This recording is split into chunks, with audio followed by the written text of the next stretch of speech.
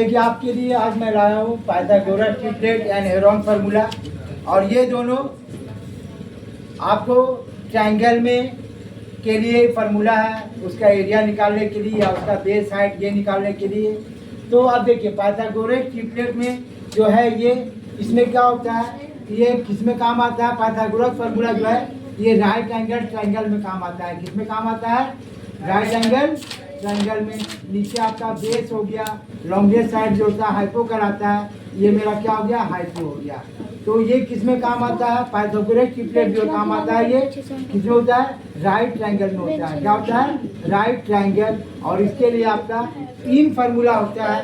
पहला जो है कि हाइपोटेनियस स्क्वायर बराबर बेस स्क्वायर प्लस हाइट का स्क्वायर, प्लस हाइट का स्क्वायर। अगर मान लीजिए बेस निकालना है तो आपका बेस स्क्वायर बराबर हाइपो का स्क्वायर माइनस हाइट का स्क्वायर।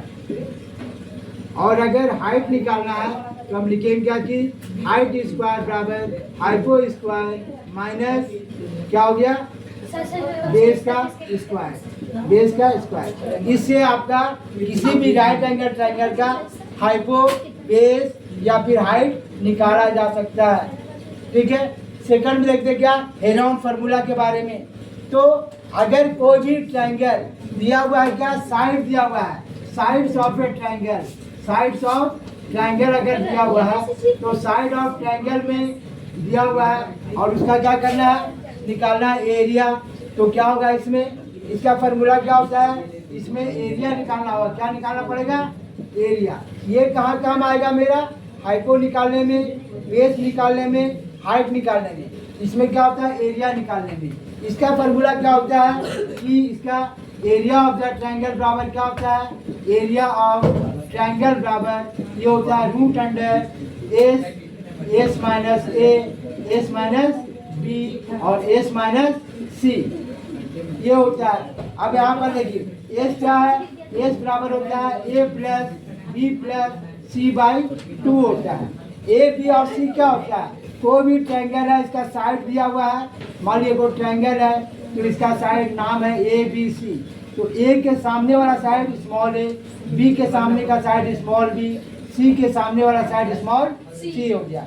अगर मान लीजिए तो अब ये तीनों निकाल करके फार्मूला में वैल्यू को पुट करेंगे तो हम एरिया ऑफ द ट्रायंगल निकल जाएगा। अगर साइड दिया हुआ है इसका इस्तेमाल कब करेंगे, if side is given, if side is given. अगर साइड दिया हुआ है, साइड दिया हुआ है तब ये इस्तेमाल करेंगे, ये इस्तेमाल करेंगे कि if 2 of base height and 2 base height and hypo